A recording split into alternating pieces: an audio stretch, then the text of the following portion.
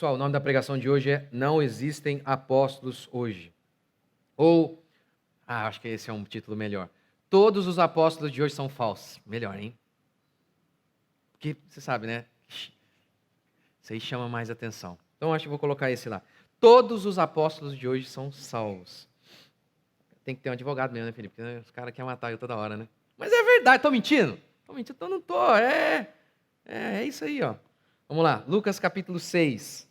Vamos ler Lucas 6, 12. Naqueles dias, Jesus se retirou para um monte a fim de orar, e passou a noite toda orando a Deus. Depois do amanhecer, chamou seus discípulos e escolheu 12 dentre eles, aos quais também chamou de apóstolos. Simão, a quem também chamou Pedro, e André, seu irmão, Tiago e João, Filipe e Bartolomeu, Mateus e Tomé, Tiago, filho de Alfeu, e Simão, conhecido como Zelote, Judas, filho de Tiago, e Judas Iscariotes, que veio a ser o traidor. Não existem apóstolos hoje. Não houve, após os 12 apóstolos e Paulo, outros apóstolos. E eu quero mostrar hoje para vocês o quanto que isso é importante para nós. Ao longo da história, apenas hereges se auto-intitularam apóstolos e deram a si mesmos esse título para conferir autoridade a eles mesmos e então semear heresias. E hoje eu quero dar alguns motivos que me parecem muito claros do porquê não existem apóstolos hoje. E por que é tão fundamental entender que não existem apóstolos.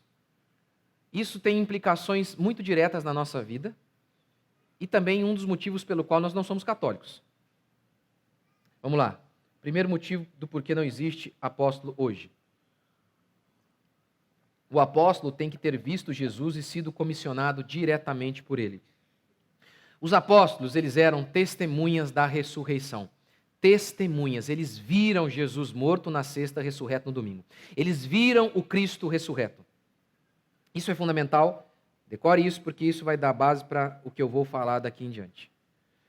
Judas, ele se matou. Por conta disso, o apóstolo Pedro, juntamente com os apóstolos, escolheram outro homem para ser colocado no lugar de Judas. E era fundamental isso porque 12 apóstolos representavam as 12 tribos de Israel.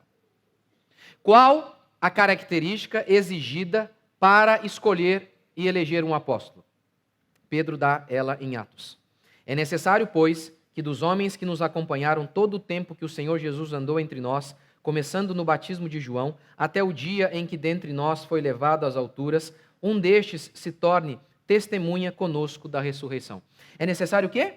Que aqueles que andaram conosco desde o tempo, lá do começo, nos acompanharam desde lá do comecinho com Jesus, para daí então serem testemunhas da ressurreição.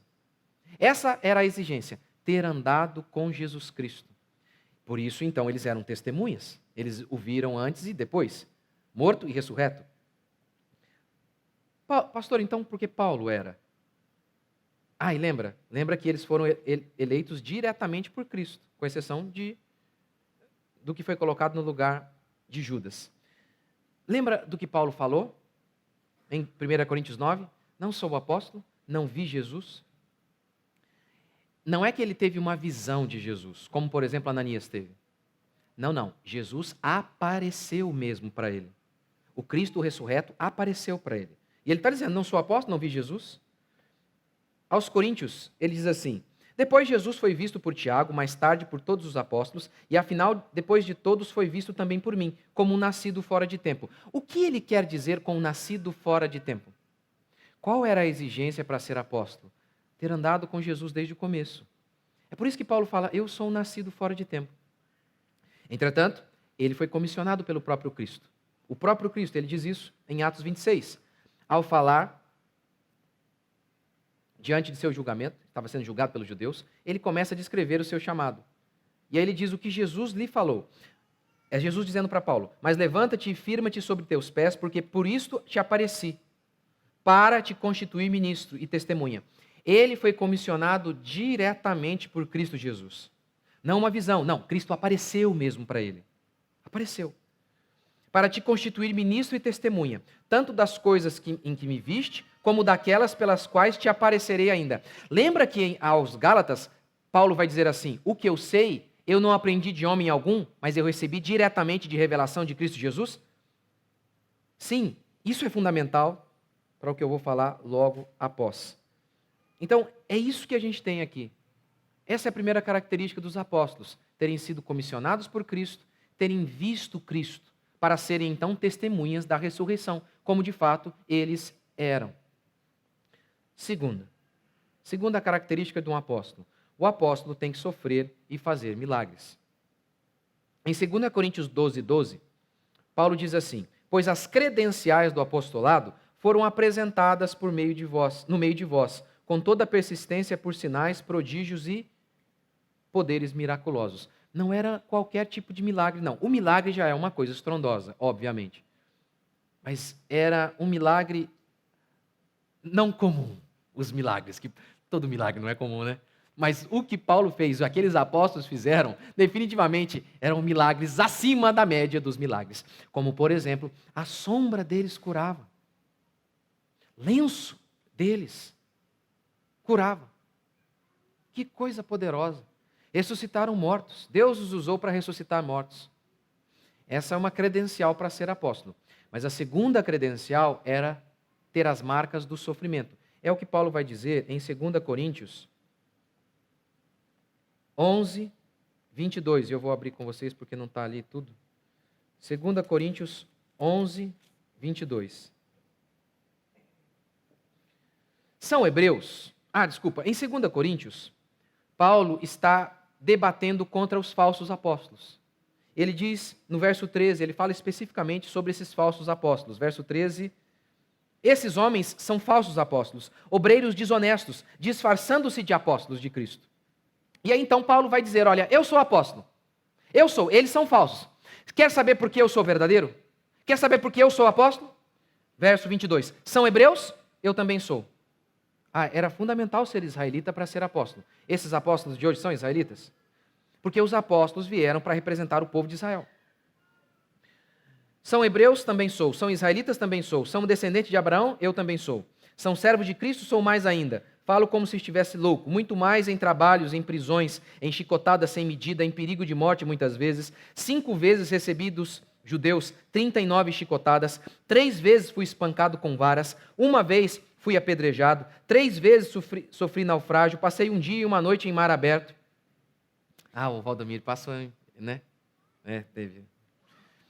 Ficou no mar. Mas eu acho que o resto aqui ele não tem, não. Verso 26. Muitas vezes passei por perigos em viagens, perigos em rios, perigos entre bandidos, perigos entre os do meu próprio povo, perigos entre gentios, perigos na cidade, perigos no deserto, perigos no mar, perigos entre falsos irmãos, em trabalho e cansaço, muitas vezes em noites sem dormir, com fome e sede, muitas vezes sem comida, com frio e com falta de roupas. Essa aqui eles não têm, eles têm muita roupa. Por que isso aqui é fundamental para ser característica para os qualificar como apóstolos? Passar necessidade. Paulo morre assim, sem nada. Lembra quando Pedro também é inquirido diante o mendigo fala para ele: olha, Pedro, me dá uma moeda. Ele diz: não tenho. O que a gente sabe é que os apóstolos não morreram ricos. Não morreram. Eles eram pobres. Paulo diz isso aqui. Olha, sendo pobre, mas enriquecendo a muitos, ele diz em outra passagem. Ele termina seus dias numa cadeia sem nada.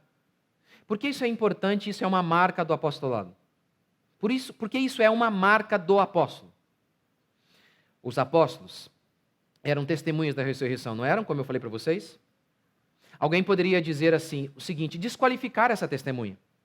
Mas vocês estão... Depois que vocês começaram com esse negócio de dizer que Jesus Cristo ressuscitou, vocês estão ganhando muito dinheiro. Eles perderam tudo. Quantas e quantas vezes vocês já me ouviram dizer este argumento? De que os apóstolos, eles não podem ter mentido, eles não podiam estar mentindo. Porque eles perderam tudo. Eles não ganharam nada com o testemunho de que Jesus ressuscitou. Eles perderam a própria vida, eles perderam seus parentes, eles foram torturados, eles não ganharam nada. Portanto, o sofrimento deles era fundamental para que o testemunho deles fosse inquestionável. Aos Gálatas, Paulo diz assim: ninguém me moleste.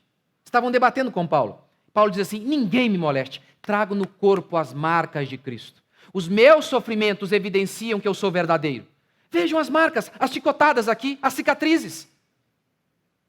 Os apóstolos de hoje são pobres? Não são. Não é exigido que vocês sejam. Mas os apóstolos, para eles era uma marca. Era fundamental. Todos esses sofrimentos era a marca do sofrimento. Os sofrimentos eram a marca do apostolado deles, que o apostolado deles era verdadeiro. Eles não ganharam nada com isso. Desqualificamos ou não desqualificamos os apóstolos modernos? Eu não sou contra a riqueza, de forma alguma. Que Deus abençoe. Há um monte de homens na Bíblia que foram prósperos. Os apóstolos não. Não, os apóstolos não. Terceiro, os apóstolos não consagraram apóstolos, mas presbíteros. Ordenaram, consagraram, enfim. Atos 14, 23. E promovendo-lhes em cada igreja a eleição de presbíteros. Presbítero é um supervisor. É basicamente o que a gente é hoje, um pastor. Promovendo-lhes em cada igreja a eleição de presbíteros, depois de orar com jejuns, os encomendaram ao Senhor em que haviam crido. Ao longo do livro de Atos e também das epístolas paulinas, nós vemos presbíteros e bispos, e não novos apóstolos sendo consagrados, de forma alguma. Ao longo da história da igreja, depois da morte dos apóstolos, somente homens hereges se auto-intitularam apóstolos. E olha isso aqui, ó. Atos 2:2. Deus está elogiando uma das igrejas de Apocalipse. Conheço as tuas obras, tanto o teu labor como a tua perseverança, que não podes suportar homens maus, e que puseste à prova os que a si mesmos se declaram apóstolos e não são. Se declaram. Como que um pastor surge? Um outro pastor precisa enviá-lo. Era assim que acontecia na igreja primitiva. Eles escolhiam, elegiam, a igreja elegia, e debaixo ali da tutela principalmente da liderança, do presbitério. Um presbítero levantava outro presbítero. Peixe dá peixe. Agora, veja bem, quem, após a era apostólica, depois dos 12 e de Paulo, não existiram mais apóstolos? Quem consagrou esses apóstolos?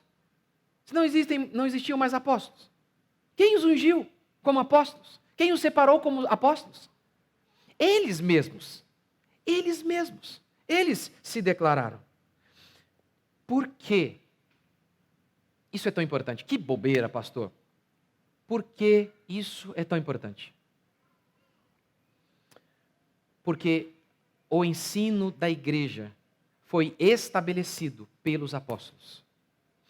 Pelos apóstolos e profetas. Os apóstolos são os profetas do Novo Testamento. Atos 2:42. E perseveravam na doutrina dos apóstolos, e comunhão, e no partir do pão. E perseveravam na doutrina dos apóstolos.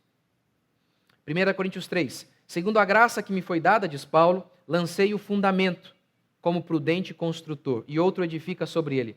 Eu lancei o fundamento porque eu sou apóstolo. Efésios 2:19. Assim já não sois estrangeiros e peregrinos, mas concidadãos dos santos, e sois da família de Deus, edificados sobre o fundamento dos apóstolos e profetas. Está vendo? Edificados sobre o ensinamento e o fundamento dos apóstolos e profetas. Quem deu o ensinamento para a igreja? Os profetas e apóstolos. Mas ao longo da história, hereges alegaram ter alguma ligação com os apóstolos ou se auto-intitularam apóstolos para dar credibilidade às suas heresias. Olha, principalmente no início da igreja primitiva, principalmente os gnósticos, eles começaram a alegar que eles tinham um conhecimento que os outros não tinham, que eles tinham uma revelação de Cristo que os outros não tinham. Como a igreja respondeu a esses homens? Com a sucessão apostólica. O que foi isso? Espera aí. Vocês estão dizendo que Jesus deu a vocês o ensinamento, só que esse ensinamento que vocês estão dando vai em contradição a tudo que a gente tem ensinado. E veja bem, se Jesus ensinou isso mesmo, e isso está indo em contradição a tudo que a gente tem ensinado, se Jesus ensinou isso mesmo, por que ele não ensinou isso aos seus apóstolos e os apóstolos não ensinaram aos seus discípulos. E aí, eles responderam, a igreja respondeu com a sucessão apostólica. Olha, todos os homens que caminharam com os apóstolos, eles alegam que isso que vocês estão falando é mentira. Cristo não revelou isso a eles. Isso, de início, resolveu esse problema, e foi uma coisa boa, mas que a igreja católica toma e usa isso como de maneira errada logo à frente. Mas, por exemplo, Valentino, ele disse que Jesus não tinha vindo em carne. Se Jesus não veio em carne, Jesus não pôde ter morrido por nós na cruz. Aquilo foi uma encenação. Obviamente, então, permanecemos nos nossos pecados. Essa heresia é chamada de docetismo. Outros hereges, como Marcião e outros, pregaram essa mesma heresia. E sempre fazendo algum tipo de ligação aos apóstolos. Sempre, sempre. Então, eles sempre vão conferindo a si mesmos um tipo de autoridade para semear novos ensinamentos. A Igreja Católica faz isso. Nós cremos que se encerrou aqui, com João, o apóstolo João, Apocalipse. A Igreja Católica não. Ela crê que a Bíblia está aberta. Ela crê na pessoa do Papa que a Igreja continua tendo novas revelações. Por quê? Porque o Papa é o descendente de quem? De Pedro, o apóstolo. Então, se o apóstolo está vivo, o apóstolo pode continuar a escrever no mesmo peso da Bíblia. Esse é um dos motivos que nós dizemos que a Igreja Católica é apóstata. Mas está vendo então? Percebe a ideia de apóstolo para ter ensinamento no mesmo peso da Escritura? Por isso que nós dizemos que está encerrado o cânon. Está fechado. Por que está fechado? Porque os apóstolos morreram. Não há mais apóstolo. O ensinamento, a igreja, foi dado pelos profetas e apóstolos. Por que a Bíblia está fechada para nós? Por quê? Fechada no sentido de não pode se acrescentar mais nada aqui. Porque os apóstolos morreram. Veja bem, o Antigo Testamento, ele tem a chancela do próprio Cristo. Há quase 300 citações do Antigo Testamento. O Cristo dizendo e chamando os Salmos, o livro de Moisés, os livros de Moisés, enfim, todos esses livros que eu e você temos aqui, Jesus Cristo chamou de palavra de Deus. Tem a chancela do próprio Cristo. Por isso, por exemplo, nós também não somos católicos, mas um motivo. A Igreja Católica, no Concílio de Trento, acrescentou livros que nós chamamos de apócrifos, não inspirados. E acrescentou para tentar conter a reforma protestante. Mas Cristo não chamou esses livros, que eram do Antigo Testamento, ou melhor, daquela época, Cristo não mencionou esses livros como palavra de Deus. Não mencionou, de forma alguma. Ou seja, quando Jesus Cristo pregava, o Novo Testamento não existia, só existia o Antigo Testamento. Qual era o Antigo Testamento que os judeus tinham? Este aqui que eu e você temos, não este da Igreja Católica, mas este aqui. Jesus não entra em debate com eles. Jesus não debate. Ei, a Bíblia de vocês está errada. Não, pelo contrário. Jesus diz várias e várias vezes, nela, na Escritura que vocês dizem crer, nela está a revelação sobre mim. E o Novo Testamento? E o Novo Testamento? Qual é o critério para sabermos que o Novo Testamento é a palavra de Deus? Por quê? Porque foram os apóstolos que escreveram. E eles receberam a mensagem diretamente de Cristo Jesus. Paulo diz, eu não aprendi de homem algum. Cristo me disse, Cristo se revelou a mim. Pedro confirma o apostolado de Paulo. A nossa fé, quando a gente diz que ela está baseada no ensino dos apóstolos e dos profetas, o que a gente está dizendo é que a nossa fé é baseada naquilo que o próprio Cristo disse. Porque os profetas, eles não escreveram porque um dia eles analisaram o mundo, como Platão e Aristóteles, e chegaram a uma conclusão. Não! Cristo, Deus, disse a eles, soprou a eles o que eles iriam dizer. Foi revelado a eles. A igreja segue o ensinamento dos apóstolos. Por quê? Porque os apóstolos receberam a mensagem diretamente de Cristo Jesus. Nós não vamos seguir homem algum. Não interessa o título que eles venham dar a si mesmos. Nós seguimos Cristo, porque quando dizemos que seguimos os apóstolos e os profetas, estamos dizendo que seguimos a Cristo somente. Cristo. A reforma protestante foi uma volta às Escrituras. Uma volta às Escrituras. Mas os movimentos de reforma, de restauração apostólica, eles afirmaram que a reforma protestante não havia sido completa. Por quê? Não, por exemplo, não havia restabelecido o apostolado. Ora. A restauração e reforma da igreja não acontece mediante o levantamento de novos apóstolos. A restauração da igreja, ela acontece por meio do retorno ao ensino dos apóstolos. Uma igreja apostólica não é uma igreja que tem apóstolo. Uma igreja apostólica é uma igreja que tem como regra de fé somente a Bíblia. Somente a Escritura. E não o que o pastor acha. O pastor não é engenheiro, arquiteto da obra. Paulo diz, eu lancei o fundamento. Vocês construam em cima do que nós lançamos. Os pastores são pedreiros. A igreja, todo membro da igreja é um pedreiro. Nós não fomos chamados a ter ideias. Não fomos chamados a fazer o que a gente acha melhor. O pedreiro apenas segue a planta. De onde eu vim, se falava muito em visão. Qual a visão da sua igreja? Eu não tenho visão para a igreja. Quem teve a visão foi Paulo. Eu não fui chamado para ter visão. A nossa igreja ela é assim, assim, assado, porque a gente acha... Não. Eu não fui chamado para isso. Como se a igreja fosse... Nós temos uma franquia aqui. Uma franquia em que igrejas reproduzem o que o Rodrigo é. Em que igrejas reproduzem o que o Rodrigo acha. Isso aqui não é uma empresa. Isso aqui não é uma empresa. Isso aqui é a igreja de nosso Senhor Jesus Cristo, em que o dono é Ele. E cabe a nós servirmos a Cristo de maneira fiel e seguir o que o texto diz. Nos esforçarmos para interpretarmos o texto de maneira fiel. Entretanto, com esse advento de apóstolos, novos ensinamentos foram dados. Vou lhe dar um exemplo. Em alguns lugares, por exemplo, o movimento de células, não são todos que são assim, mas muitos homens que vieram pregando células, eles falaram exatamente isso que eu estou falando aqui.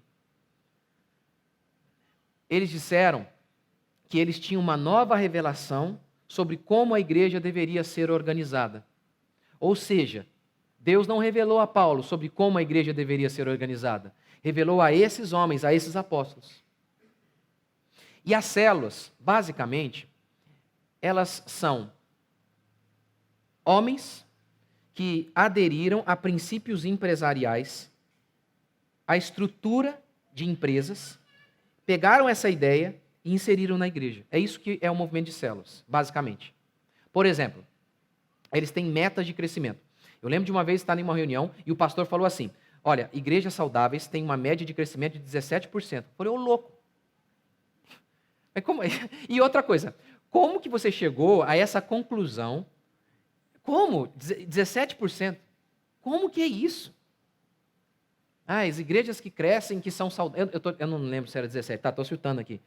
Mas eu lembro de chegar lá na reunião e aí tinha as planilhas de quanto que a igreja cresceu e qual que era a meta de crescimento para o ano que vem. Mas apesar de Jesus falou que o reino de Deus é como o homem que semeou a semente e foi dormir sem saber como, cresceu. Sem saber como. Não, mas eles têm controle de tudo. Eles sabem até quantas pessoas vão se converter no final do ano. Você imagina o pastor? Eu lembro, eu estou te falando, eu era assim, de um lugar assim. Aí tinha reunião, aí os pastores, quantos por cento que a sua igreja, você acha que a sua igreja vai crescer? Aí o pastor falava 30%, aí o outro 40%. E aí Deus tinha que anotar. Vamos anotar aqui, vamos anotar. Porque aquele cara ali, eu tinha um plano para salvá-lo ano que vem, mas agora eu vou ter que antecipar. Porque esse pastor tem uma meta. A loucura do negócio. Inúmeros desses pastores seguem líderes como John Maxwell e outros, que talvez até para o empresariado são ótimos. Que as metas talvez para o empresário, maravilha, mas isso aqui não é uma empresa. Isso não é.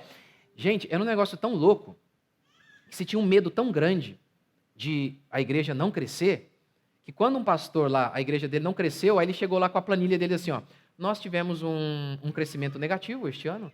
Ou seja, até quando, para dizer que a igreja não cresceu, falava em crescimento. Era negativo, mas era crescimento. A igreja dele perdeu, gente. E aí, O foco não vira mais em ser fiel, mas sim em crescer, custe o que custar. Desejamos de todo o coração que o máximo de pessoas se convertam. Oramos todos os dias por isso. John Knox orava, dá-me a Escócia ou eu morro. Mas não era como se as pessoas fossem números e como se a igreja fosse uma empresa para que o pastor se sentisse um sucesso em a sua igreja será maior. E é isso basicamente que está vinculado em todo esse movimento. E tudo começa como? Tudo começa como? Um cara que se disse apóstolo, que recebeu uma nova revelação de como a igreja vai funcionar. Eu estou te dando um exemplo, tá? Aí você pega um monte desses apóstolos aí, vários deles já marcaram data para a volta de Jesus, já erraram. E a galera continua seguindo. A galera continua seguindo. Então, não é que a gente quer ser melhor, não sei o que lá. Não. Espero de verdade que a gente não fale isso com motivação errada ou com um coração arrogante, mas com um coração fiel, que deseja seguir o que o nosso Senhor diz. Porque, gente, vamos falar a verdade. Se for para seguir a nossa cabeça, cada um de vocês vão para casa e abra uma igreja. A sua imagem e semelhança. Porque inúmeras igrejas são a imagem e semelhança do pastor. Não é isso que nós queremos. Não é isso que nós queremos. Nós queremos que Cristo seja exaltado. Nós queremos entender o que Cristo diz. Sim, nós erramos muitas vezes. Erramos por interpretar muitas vezes de maneira incorreta o texto. Mas, se pelo menos soubermos, nós já temos apóstolos. A sua igreja tem apóstolo? Tem. Os 12 e Paulo. Aqui, ó. Aqui os apóstolos aqui, ó. Está aqui, eles estão aqui, ó. Estão aqui para nos instruir, para nos conduzir. E cabe ao seu pastor, aos irmãos que dirigem a igreja, cabem ser fiéis ao que o texto diz, sem inventar moda. Eu já estou encerrando. Lembra de Moisés lá no monte? Lembra? O texto bíblico diz exatamente assim, que Deus revelou a ele como ele iria construir o templo, o tabernáculo, e no final da construção, o texto diz exatamente assim, que Moisés fez tudo conforme Deus havia lhe revelado no monte. Deus não perguntou para Moisés, Moisés, o que você acha? O que você acha que a gente deve fazer aqui? Não perguntou assim como ele não perguntou a minha opinião. Rodrigo, o que você acha? Vamos? Vai, agora é a hora de dar a louca no pastor. Vamos inventar uma coisa, porque o que Paulo falou sobre como a igreja deve ser edificada não é o bastante. Não é. Gente, olha aqui a nossa igreja. Não tem pastor com o cabelo muito louco no sábado pregando para os jovens. Não tem. Nem dá, nem cabelo eu tenho mais. Crianças no culto, gente. Numa geração em que a maioria dos pais não consegue educar seus filhos e querem salinha a todo custo. Nem estou dizendo, olha, a igreja tem salinha falsa, nem isso, mas a gente acredita que é o melhor. Olha um monte de coisa, e olha aqui, olha o tanto de gente, tendo que comprar mais cadeira. A gente tem tentado fazer o quê? O culto, o louvor, é uma rave aqui, isso aí. Meu amigo, luzes, fumaça. Tem nada. A única coisa que tem é essa luzinha aqui para o vídeo, que eu detesto para que vocês fiquem vendo. Eu não gosto muito disso aqui, mas é só por conta do vídeo. A gente vai mudar de prédio para um prédio maior e vamos fazer uma coisa mais tradicional. Vamos dar um jeito na luz. Vamos dar um jeito. Tem nada. Só temos tentado fazer o que Cristo nos ensinou. E Deus não tem sustentado? Mais e mais pessoas não têm se convertido? A cada dia. O pastor não precisa inventar. O pastor tem que ser fiel. Fiel. Crer que Cristo é o suficiente. A irmã aqui estava me contando. Contando? Eu vi. Ela me contou, eu vi em algum lugar. Um menino aqui na igreja, 8 anos, 9 anos, ouviu a pregação sobre preguiça. Saiu em prantos. Preciso trabalhar. Que bênção. Estou sendo preguiçoso. Ali, não é uma bênção? No culto. E eu fiquei como nessa pregação? E aí, mano, é nóis, truta. Hã? Para os meninos prestarem atenção em mim? Fiquei, que nem um bobalhão? O que Deus deixou aqui é o que a gente precisa. A igreja, sabe, ela é sempre aquele João Batista. A igreja é sempre aquele João Batista. A igreja pode ser bonita, e a nossa está meio... A gente quer deixar ela mais bonita. Mas a igreja, o prédio dela pode ser bonita, mas ela sempre será feia para este mundo. Sempre, sempre. Ela nunca será atrativa para este mundo. Ela será sempre João Batista no deserto. Sempre. Aquele cara maluco que fala um monte de coisa que ninguém concorda, que chama o povo de víbora, que não tem nada a oferecer. Só uma coisa. O Evangelho. Só isso. Isso é a igreja de nosso Senhor Jesus Cristo. E ela sempre foi forte quando ela foi assim. Mesmo quando ela foi próspera financeiramente. Porque não se deixou levar pelos ventos da cultura. Porque não tentou se adaptar. Agora surgiu uma nova ideia ali. A gente tem que fazer a nossa igreja estilo boate, senão os jovens não virão. A gente tem que entreter as crianças, senão elas não vão se converter. Não, mentira. Mentira. A gente não quer entreter ninguém. A gente quer que o Evangelho, o poder do Espírito Santo, venha sobre nós e faça o que nenhum pastor pode fazer. Salve as almas, liberte, cure e transforme. Vocês creem assim? É o que a gente crê. Por isso, para nós, todos os apóstolos hoje são falsos, mentirosos, enganadores, se auto-intitulam apóstolos. Como a igreja de Apocalipse, nós os rejeitamos. Nós dizemos, aqui não. Que Deus nos conduza. Não temos novos apóstolos, porque nós temos o que a gente precisa exatamente aqui. Vocês creem? Vamos ficar de pé?